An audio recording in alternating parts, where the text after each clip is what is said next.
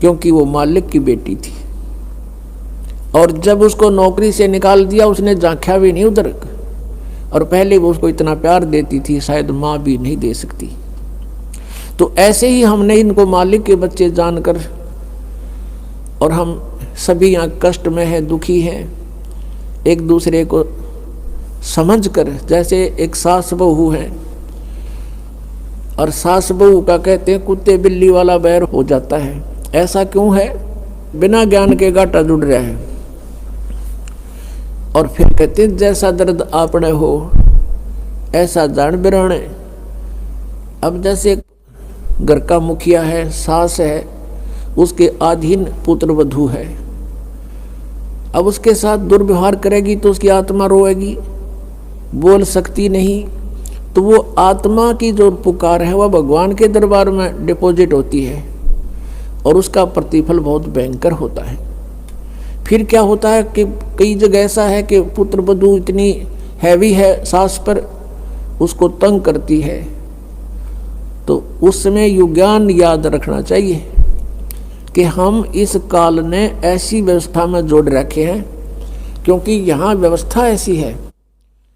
अब जवान बच्चे का और बूढ़े का कभी भी मेल नहीं मिले, ना मन मिले, ना व्यवहार मिले, ना विचार मिले, और फिर रहना इकट्ठा, सास और बहू ने इकट्ठा रहना और कति विचार नहीं मिलने, यह गारंटीड बात है। और इसलिए झगड़ा रहेगा, यह भी रहेगा, लेकिन इसका समाधान इस ज्ञान से होगा। देखो कोई भी घर में हानि करके प्रसन्न नहीं हुआ करता, कोई भी नुकसान करके राजी नहीं, लेकिन हो जाता है। और फिर उसके ऊपर एक दूसरे के साथ खींचातानी करे, तूने ऐसा कर दिया, तू ऐसा करता है, ये करता है। को बालक है उसने प्यार से समझा दे, लेकिन नुकसान जो होना है आपके भाग्य में पूर्व निर्धारित है, वो होके ही रहेगा। और वो नुकसान तो हो लिया और फिर वो झगड़ा बाकी रह गया, बेमतलब की टेंशन। जब आप परमात्मा की शरण में आ जाओगे ये हानि भी नहीं होगी आपके, सत्कर मान लेना। और इस ज्ञान से जब ये मन बकवाद करेगा, इस ज्ञान रूपी लगाम से ये रुकेगा। एक सास बहू थी, बुढ़िया बहुत लड़ा करती अपने पुत्र वधू के साथ, इकलौता पुत्र था।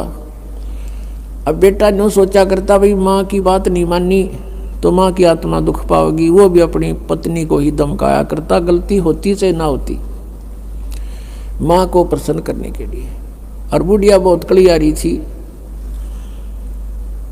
अब पुण्यात्मा एक परमात्मा लीला बख्शते हैं, करते हैं, दया करते हैं।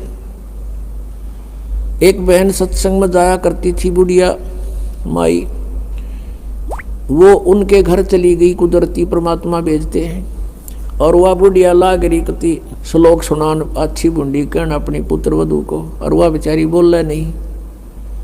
अब बोलूँगी तो फिर सामने अपने बेटे दगड़वाएगी, तो वह बेचारी चुप रहने में अपनी खैर समझ रही थी। अब उस बहन जो सत्संग में जाती थी, परमात्मा परमेश्वर के विचार सुनती थी, उसने सोचा ये तो नरक हो रहा है इनका घर। उसने उस बुढ़िया को सहज सहज प्यार से कहा, बहन सत्संग में चलेगी? ना हम नहीं जाया कर सत्संग में, ये तो उड़गी जाया कर ठाली, जिन्हें कोई काम कोई ना। हर बुढ़िया ने काम बहुत लड़ने का और काम नहीं, उसने वो छूटे ना उसने फिर दूसरे तीसरे दिन फिर कहा कि आए एक बार मेरे साथ चल, कोई भी ना रही मेरे साथ चलन वाली, और मैं अकेली रहेगी, सत्संग में जाना है, जल्दी आ जावांगे। वह उसकी मुंह लागती सी थी। उस दिन वह बुढ़िया उसके साथ चलेगी। अब साथ चलेगी तो वह सत्संग सुना, सत्संग सुने तो पुण्यात्मा असर होया कर, ऐसी बात नहीं। जब तक हम कुएं के मेंढक बने रहेंगे, हम उसी क्रियाओं से लिप्त रहते हैं, वैसे ही विचार हमारे बने रहते हैं और ज़्यादा ही दुख और बुराइयां हमारे अंदर प्रवेश होती रहती हैं। बुढ़िया ने सुने विचार, उसकी तो एकदम जो है ना एकदम परिवर्तन आ गया उसके अंदर। सचमुच हमने आपस में नहीं किसी को दुखी करना चाहिए। कथा सुनाई गई कि एक व्यक्ति था,